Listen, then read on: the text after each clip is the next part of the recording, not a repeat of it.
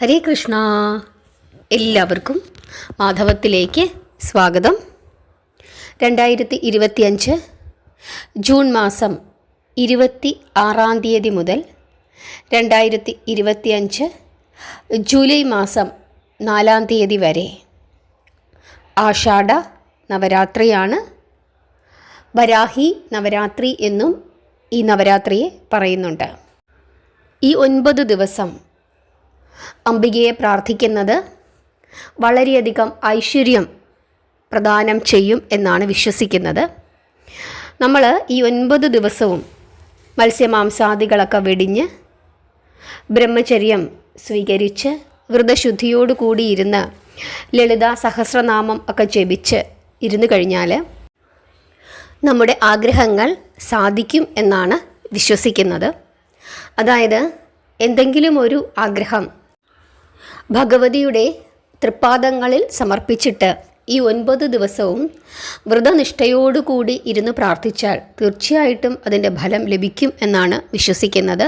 ഇനി വ്രതം എങ്ങനെ എടുക്കണം എന്ന് ചോദിച്ചു കഴിഞ്ഞാൽ പല രീതിയിൽ വ്രതം എടുക്കുന്നുണ്ട് ആളുകൾ. അതായത് ഒന്നുകിൽ ചിലർ ഒരു നേരം, നമ്മൾ ഈ ഒരിക്കലൂണ് എന്ന് പറയുന്ന ഒരു രീതിയുണ്ടല്ലോ, അതായത് രാവിലെ എന്തെങ്കിലും പഴവർഗ്ഗങ്ങളോ അതല്ലെങ്കിൽ ഗോതമ്പിൻ്റെ എന്തെങ്കിലും സാധനങ്ങളോ അങ്ങനെ എന്തെങ്കിലും കഴിച്ചിട്ട്, റാഗി അങ്ങനെ എന്തെങ്കിലും കഴിച്ചതിന് ശേഷം, അതായത് അരിഭക്ഷണം ഒഴിവാക്കിയിട്ട് ഉച്ചയ്ക്ക് മാത്രം അല്പം നമ്മൾ ഉണക്കലരി വറ്റിച്ച ആ ചോറ് അല്ലെങ്കിൽ പച്ചരി വറ്റിച്ച ചോറ്, എന്തെങ്കിലും മുളകോ അല്ലെങ്കിൽ ഉള്ളി ചേർക്കാത്ത ചമ്മന്തിയോ അതൊക്കെ കൂട്ടി കഴിച്ചുകൊണ്ട് സന്ധ്യയ്ക്ക് മുമ്പ് മറ്റെന്തെങ്കിലും പഴവർഗ്ഗങ്ങളോ അതെല്ലാം മരുന്നൊക്കെ കഴിക്കുന്ന ആളുകളാണെങ്കിൽ ഉപ്പുമാവോ അങ്ങനെ എന്തെങ്കിലും കഴിച്ചിട്ട് സന്ധ്യയ്ക്ക് മുമ്പ് കഴിച്ചു നിർത്തി പരമാവധി സമയം രാവിലെയും വൈകുന്നേരവും നാമം ജപിച്ച് അങ്ങനെ വ്രതമെടുക്കുന്ന ആളുകളുണ്ട്. അതല്ല, പൂർണ്ണമായും ധാന്യഭക്ഷണങ്ങൾ മുഴുവൻ ഒഴിവാക്കി പഴവർഗ്ഗങ്ങളും മാത്രം കഴിച്ചിട്ട് ഇരുന്ന് വ്രതമെടുക്കുന്ന ആളുകളുണ്ട്. പാലും പഴങ്ങളും കഴിച്ച് ഇരുന്ന് വ്രതമെടുക്കുന്ന ആളുകളുണ്ട്. നമ്മുടെ ഇഷ്ടം, നമ്മുടെ ആരോഗ്യസ്ഥിതി, നമ്മുടെ സാഹചര്യം എങ്ങനെയാണോ നമുക്ക് ചെയ്യാൻ പറ്റുന്നത് അങ്ങനെ ചെയ്ത് ഇരിക്കുന്നത് വളരെ വളരെ ഉത്തമമാണ്. ഇങ്ങനെയാണ് വ്രതനിഷ്ഠയിൽ ഇരിക്കേണ്ടത്. ഇനി അതിന് സാധിക്കുന്നില്ലെങ്കിൽ നിങ്ങൾക്ക് നോൺ വെജ് എങ്കിലും ഒഴിവാക്കിയിട്ട് ഇരുന്ന് കഴിഞ്ഞാൽ അത് വളരെ വളരെ ഉത്തമമാണ്. കാരണം ലൗകിക ജീവികളാണ് നമ്മളെല്ലാവരും. നമുക്ക് ധാരാളം ആഗ്രഹങ്ങളും പ്രയാസങ്ങളും സങ്കടങ്ങളും സ്വപ്നങ്ങളും ഒക്കെ ഉണ്ടാകും. അപ്പോൾ അതൊക്കെ സാധിച്ചു തരുന്നത് അമ്മ മഹാമായയാണ്. അപ്പോൾ അങ്ങനെ ഉള്ള നമ്മുടെ ആഗ്രഹങ്ങളുടെ ഒരു പൂർത്തീകരണത്തിനും എന്തെങ്കിലും വിഷമങ്ങളൊക്കെ ഉണ്ടെങ്കിൽ അതൊക്കെ മാറ്റി നമ്മളെ സമാധാനപൂർണ്ണമായിട്ടും സന്തോഷപൂർണ്ണമായിട്ടും ഒക്കെ മുമ്പോട്ട് കൊണ്ടുപോകുന്നതിന് അംബികയെ പ്രാർത്ഥിക്കുന്നത് വളരെ വളരെ ഉത്തമമാണ്.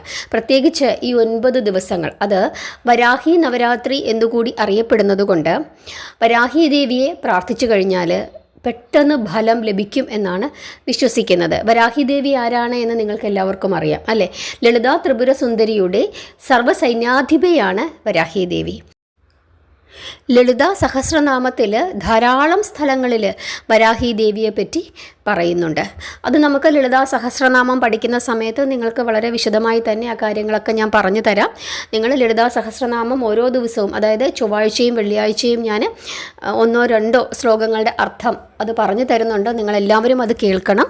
അർത്ഥം മനസ്സിലാക്കി ലളിതാ സഹസ്രനാമം ജപിക്കുന്നത് കൂടുതൽ ഫലം നൽകും.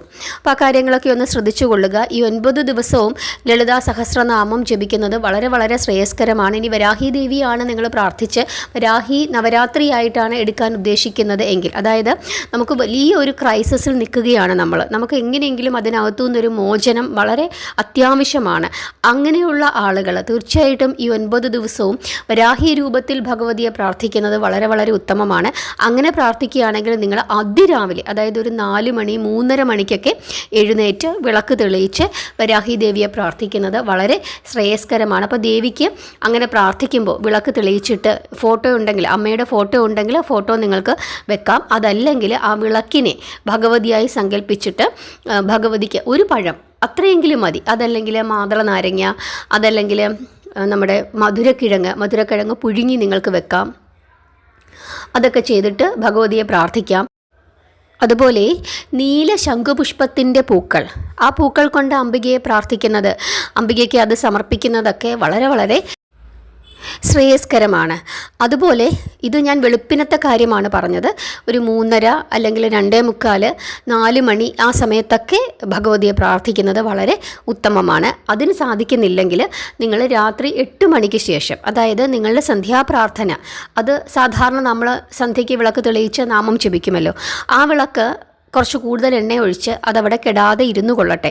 അങ്ങനെ നിങ്ങൾ സന്ധ്യയ്ക്കുള്ള പ്രാർത്ഥനയ്ക്ക് ശേഷം ഒരു 8 മണിക്ക് ശേഷം നിങ്ങൾ ഭഗവതിക്ക് വേണ്ടി ഒരു മൺചിരാതിൽ ഒരു വിളക്കും കൂടെ തെളിയിച്ചിട്ട്, അതായത് നിലവിളക്ക് അവിടെ കത്തിയിരുന്നോട്ടെ, അതിൻ്റെ താഴെയായിട്ട് ഒരു മൺചിരാതില്ലെങ്കിൽ ഒരു കുഞ്ഞു വിളക്ക് ആയാലും മതി, എന്തായാലും ഒരു വിളക്കും കൂടെ അത് ഭഗവതിയെ സങ്കല്പിച്ചിട്ട് അങ്ങനെ ചെയ്തിട്ട്, ആ ഭഗവതിയെ സങ്കല്പിച്ചിട്ട് ആ വിളക്ക് ഭഗവതിയാണ് എന്ന് സങ്കല്പിച്ചുകൊണ്ട് നിങ്ങൾക്ക് പ്രാർത്ഥിക്കാം 8 മണിക്ക് ശേഷം. അതുപോലെ തേങ്ങാദീപം ഭഗവതിക്ക് കത്തിച്ച് പ്രാർത്ഥിക്കുന്നത് വളരെ ഉത്തമമാണ്. അതായത് തേങ്ങാദീപം എന്ന് പറഞ്ഞു കഴിഞ്ഞാൽ ഒരു തേങ്ങ 2ആയിട്ട് മുറിച്ചിട്ട് അതിൽ 5 തിരിയിടണം. ആ 5 തിരിയിടുന്ന ആ ഓരോ തിരിയും ഇടുന്ന ഭാഗത്ത് നിങ്ങളൊരു പൊട്ട് പോലെ വെക്കണം. അതായത് ആദ്യം നിങ്ങൾ സിന്ദൂരം എടുത്തിട്ട് ഒരു പൊട്ട് പോലെ ഇങ്ങനെ വെക്കുക, ഈ 5 ഭാഗത്തായിട്ടും വെക്കുക.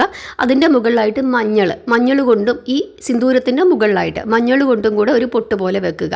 അങ്ങനെ 5 അടയാളങ്ങൾ ഈ തേങ്ങാമുറിയുടെ 5 ഭാഗത്തായിട്ട് വെക്കുക. അങ്ങനെ ഈ ഒരു തേങ്ങ മുറിച്ച് കഴിയുമ്പോൾ 2 മുറി വരുമല്ലോ, ആ 2 മുറിയിലും അങ്ങനെ വെക്കുക. ഇനി നമ്മുടെ കയ്യിലിരിക്കുന്ന സിന്ദൂരം അത് പലപ്പോഴും അത്ര നല്ല സിന്ദൂരമാകണമെന്നില്ല. അതുകൊണ്ട് തന്നെ മഞ്ഞൾ മാത്രം, നിങ്ങൾക്ക് ഉറപ്പുണ്ടെങ്കിൽ മാത്രം സിന്ദൂരം കൊണ്ട് പൊട്ട് തൊടുക, അതല്ലെങ്കിൽ മഞ്ഞൾ കൊണ്ട് മാത്രം പൊട്ട് തൊടുക. കാരണം ഈ തേങ്ങാമുറി നമുക്ക് ദീപം തെളിയിച്ചതിന് ശേഷം പിന്നീട് നമുക്ക് നമ്മുടെ കൂട്ടാൻ വെക്കാനായിട്ട് എടുത്ത് ഉപയോഗിക്കാവുന്നതാണ്. അത് പക്ഷേ മീനൊന്നും വെക്കാനായിട്ട് ഉപയോഗിക്കരുത്, എന്തെങ്കിലും പച്ചക്കറി സാധനങ്ങൾ അതൊക്കെ വെക്കാനായിട്ട് ഉപയോഗിക്കാവും. എന്നിട്ട് ഈ തേങ്ങയ്ക്കകത്തേക്ക് നിറച്ച് എണ്ണ ഒഴിച്ചിട്ട് അല്ലെങ്കിൽ നെയ്യ് ഒഴിച്ചിട്ട് ഈ 5 തിരിയിട്ടിട്ട് കത്തിക്കുക. അപ്പോൾ ഈ തേങ്ങ വെക്കേണ്ടത് ഒരു പ്ലേറ്റ് എടുത്തിട്ട് ആ പ്ലേറ്റിൽ നിങ്ങൾ കുറച്ച് അരി വെക്കണം. എന്നിട്ട് അതിൻ്റെ പുറത്താണ് ഈ 2 തേങ്ങാമുറികളും വെക്കേണ്ടത്. ഞാൻ ഇതിനു മുമ്പ് ഒരു വീഡിയോ ഇട്ടിരുന്നു, അതായത് എങ്ങനെയാണ് തേങ്ങാദീപം തെളിയിക്കേണ്ടത് എന്നുള്ളതിനെ പറ്റി കാണിച്ചിട്ട്. ഞാൻ അതിൻ്റെ ലിങ്ക് ഒന്നുകിൽ ഡിസ്ക്രിപ്ഷൻ ബോക്സിൽ കൊടുത്തേക്കാം, കമൻറ്റ് ബോക്സിലും ഞാനത് പിൻ ചെയ്തിട്ടേക്കാം, നിങ്ങൾക്കത് കാണാവുന്നതാണ്. അങ്ങനെ കണ്ടു കഴിഞ്ഞാൽ നിങ്ങൾക്ക് ഒന്നും കൂടി ആ സംശയമൊക്കെ മാറും. അപ്പോൾ അതൊന്ന് കണ്ടു നോക്കൂ. അങ്ങനെ തെളിയിച്ചിട്ട് അത് നമ്മൾ ഭഗവതിയുടെ ഫോട്ടോ ഉണ്ടെങ്കിൽ നമ്മുടെ കയ്യിൽ അതെടുത്തിട്ട് നമ്മളിങ്ങനെ ഒന്ന് ആരതി ഒഴിഞ്ഞ് അതവിടെ വെച്ച് പ്രാർത്ഥിക്കുന്നതും വളരെ ഉത്തമമാണ്. അല്ലെങ്കിൽ അത് ഭഗവതിയുടെ ഫോട്ടോ ഇല്ലെങ്കിൽ അതവിടെ താഴെ വിളക്കായിട്ട് കത്തിച്ച് വെച്ചിട്ട് അത് ഭഗവതിക്ക് വേണ്ടി നമ്മൾ കത്തിച്ചതാണ് എന്ന് സങ്കല്പിച്ചിട്ട് വരാഹി ദേവിയെ മനസ്സ് അറിഞ്ഞ് പ്രാർത്ഥിച്ചു കൊള്ളുക. തീർച്ചയായിട്ടും ഭഗവതി നമ്മുടെ പ്രാർത്ഥന കേൾക്കുകയും പെട്ടെന്ന് തന്നെ നിങ്ങൾക്ക് അതിനൊരു ഫലസിദ്ധി നൽകുകയും ചെയ്യും എന്നുള്ള കാര്യത്തിൽ യാതൊരു തർക്കവുമില്ല. ഈ 9 ദിവസവും വരാഹി ദേവിയെ പ്രാർത്ഥിക്കാനായിട്ട് വളരെ വളരെ ഉത്തമമായ സമയമാണ്. ഓം വരാഹി ദേവിയെ നമ എന്ന് അത്രയും നിങ്ങൾ ജപിച്ചാൽ മതി. വലിയ മൂലമന്ത്രങ്ങളൊന്നും ജപിക്കേണ്ട. അങ്ങനെ ജപിച്ചു കഴിഞ്ഞാൽ എന്തെങ്കിലും ഒരു പിശക് പറ്റിക്കഴിഞ്ഞാൽ അത് ദോഷമാണ് എന്നാണ് പറയുന്നത്. കാരണം ക്ഷിപ്രകോപിയാണ് വരാഹി ദേവി, അതുപോലെ തന്നെ ക്ഷിപ്രപ്രസാദിനിയുമാണ്. അതുകൊണ്ട് തെറ്റ് വരുത്താതിരിക്കുന്നതാണ് ഏറ്റവും ഉത്തമം. കാരണം വലിയ മൂലമന്ത്രങ്ങളൊക്കെ ജപിക്കുമ്പോൾ അതിൻ്റേതായ ചിട്ടവട്ടങ്ങളൊക്കെ ഉണ്ട്. അതിലെന്തെങ്കിലും ഒരു പിശക് പറ്റിക്കഴിഞ്ഞാൽ ചിലപ്പോൾ നമ്മൾ ഉദ്ദേശിക്കുന്ന ഫലമായിരിക്കുകയില്ല ലഭിക്കുന്നത്. അതുകൊണ്ട് ഓം വരാഹി ദേവിയെ നമ എന്ന് 1008 തവണ നിങ്ങൾക്ക് ജപിക്കാൻ സാധിക്കുന്നെങ്കിൽ അത് വളരെ വളരെ ഉത്തമമാണ്. അതിന് സാധിക്കുന്നില്ലെങ്കിൽ 108 തവണയെങ്കിലും നിങ്ങൾ ജപിക്കുക. അല്ലെങ്കിൽ നിങ്ങൾ സാധാരണയായിട്ട് എന്ത് നാമമാണോ ജപിക്കുന്നത് വരാഹി ദേവിയെ പറ്റിയിട്ടുള്ളത്, ആ നാമങ്ങളൊക്കെ നിങ്ങൾക്ക് ജപിക്കാവുന്നതാണ്. അങ്ങനെ ജപിച്ചു ഒന്ന് പ്രാർത്ഥിച്ചു നോക്കുക. ദേവിക്ക് എന്തെങ്കിലും പ്രസാദം സമർപ്പിക്കാൻ സാധിക്കുന്നെങ്കിൽ അത് ചെയ്യുക. അത് നിങ്ങൾക്ക് ഒട്ടും പറ്റുന്നില്ല, വലിയ പ്രശ്നത്തിലാണ് നിങ്ങൾക്ക് എത്രയും പെട്ടെന്ന് അതിനൊരു പരിഹാരം കിട്ടണമെന്നുണ്ടെങ്കിലും നിങ്ങളിങ്ങനെ അംബികയെ പ്രാർത്ഥിച്ചിട്ട് ഭഗവതിക്ക് ഒരു വഴിപാട് നിങ്ങൾക്ക് പറ്റുന്നത് യഥാശക്തി അതൊന്ന് നേർന്നു കൊള്ളുക. നമ്മൾ പറയുക, ഭഗവതി എൻ്റെ ഈ പ്രശ്നങ്ങൾക്ക് ഒരു പരിഹാരം അവിടുന്ന് കാണിച്ചു തരണം. അംബികയ്ക്ക് ഞാനൊരു വിളക്ക് 5 തിരിയിട്ടൊരു വിളക്ക് അവിടുത്തെ തിരുനടയിൽ ഞാൻ തെളിയിച്ചേക്കാം, അത്ര മതി. അംബികയ്ക്ക് വിളക്ക് വളരെ പ്രധാനമാണ്, വളരെ ഇഷ്ടമാണ് അംബികയ്ക്ക് ദീപം കാണുന്നത്. അപ്പം അങ്ങനെ പ്രാർത്ഥിച്ചാലും മതി. ഒരു കുഞ്ഞു വിളക്ക് മേടിച്ചിട്ട് ഭഗവതിയുടെ നടയിൽ ഒരു 5 തിരിയിട്ട് അല്പം നെയ്യൊഴിച്ച് തെളിയിക്കുന്നത് അത്ര വലിയ ചിലവൊന്നുമല്ല. അപ്പോൾ അങ്ങനെ നിങ്ങളൊന്ന് പ്രാർത്ഥിച്ചു നോക്കൂ. തീർച്ചയായിട്ടും ഭഗവതി തീർച്ചയായിട്ടും നിങ്ങളുടെ പ്രശ്നങ്ങൾക്കൊക്കെ ഒരു പരിഹാരം കണ്ടെത്തി തരും. അപ്പോൾ ഈ 9 ദിവസം നിങ്ങൾ മറക്കാതെ വെക്കുക, ഭഗവതിയെ പ്രാർത്ഥിച്ചുകൊണ്ടേയിരിക്കുക, ലളിതാ സഹസ്രനാമം ജപിച്ചുകൊണ്ടേയിരിക്കുക. വരാഹി ദേവിയാണ് നിങ്ങൾ പ്രാർത്ഥിക്കുന്നതെങ്കിൽ രാത്രി 8 മണിക്ക് ശേഷവും അതല്ലെങ്കിൽ അതിരാവിലെയും നിങ്ങൾ പ്രാർത്ഥിച്ചു കഴിഞ്ഞാൽ കൂടുതൽ പെട്ടെന്ന് നമുക്ക് ഫലം ലഭിക്കും എന്നുള്ള കാര്യത്തിൽ യാതൊരു തർക്കവുമില്ല. കാരണം വരാഹി ദേവി എന്ന് പറയുന്നത് മറ്റൊരു കാര്യം നിങ്ങൾ ശ്രദ്ധിക്കാനുള്ളത്, ഈ ആഷാഢമാസത്തിലെ ഈ 9 ദിവസം, അതായത് ഈ നവരാത്രി എന്ന് പറയുന്നത് ഗുപ്ത നവരാത്രിയാണ്. അതായത് രഹസ്യമായി ചെയ്യേണ്ടുന്ന നവരാത്രിയാണ്. ഒരു രഹസ്യ സ്വഭാവം ഈ നവരാത്രിക്ക് ഉണ്ട് എന്നുള്ളതാണ്. അതുകൊണ്ട് തന്നെ നിങ്ങൾ വ്രതം എടുക്കുന്നുണ്ട്, നിങ്ങൾ ഇന്ന കാര്യങ്ങൾ ചെയ്യുന്നുണ്ട്, അങ്ങനെയൊക്കെ ചെയ്യുന്നുണ്ടെങ്കിൽ നിങ്ങൾ ദയവ് ചെയ്ത് മറ്റുള്ളവരോട് ഞാൻ എന്തൊക്കെ ചെയ്യുന്നുണ്ട് എന്നുള്ളത് പറഞ്ഞു നടക്കാതിരിക്കുക. അത് വളരെ പ്രത്യേകമായി നിങ്ങൾ ശ്രദ്ധിക്കേണ്ടതാണ്. നിങ്ങൾ എന്തു ചെയ്താലും അത് നിങ്ങളും ഭഗവതിയും മാത്രം അറിയുക. നിങ്ങൾ രാത്രി 8 മണിക്ക് ശേഷം പ്രാർത്ഥിക്കുന്നുണ്ട്, അതല്ലെങ്കിൽ വ്രതം എടുക്കുന്നുണ്ട്, ഈ കാര്യങ്ങളൊക്കെ നിങ്ങളും ഭഗവതിയും മാത്രം, അതല്ലെങ്കിൽ നിങ്ങളുടെ വളരെ അടുത്ത നിങ്ങളുടെ വീട്ടിലുള്ള ആളുകൾ അവർ മാത്രം അറിഞ്ഞാൽ മതി. മറ്റുള്ള ആരും അതറിയാതിരിക്കാനായിട്ട് പ്രത്യേകം ഒന്ന് ശ്രദ്ധിച്ചു കൊള്ളുക. കാരണം ഇനി ചിലപ്പോൾ നമുക്കറിയാൻ പറ്റില്ല, നമ്മുടെ വീട്ടിലുള്ള ആളുകളാണെങ്കിൽ ചിലപ്പോൾ ഇതൊന്നും ഇഷ്ടമില്ലാത്ത ആളുകളാണെങ്കിൽ അവർ ചിലപ്പം മറ്റുള്ളവരോടൊക്കെ പറഞ്ഞു തന്നിരിക്കും. പക്ഷേ നിങ്ങൾ വിഷമിക്കേണ്ട, അങ്ങനെ അവർ പറയുന്നെങ്കിൽ പറഞ്ഞോട്ടെ. കാരണം മറ്റ് സംസ്ഥാനങ്ങളിലെ ഒരു സാഹചര്യമല്ലല്ലോ നമ്മുടെ കേരളത്തിലെ സാഹചര്യം.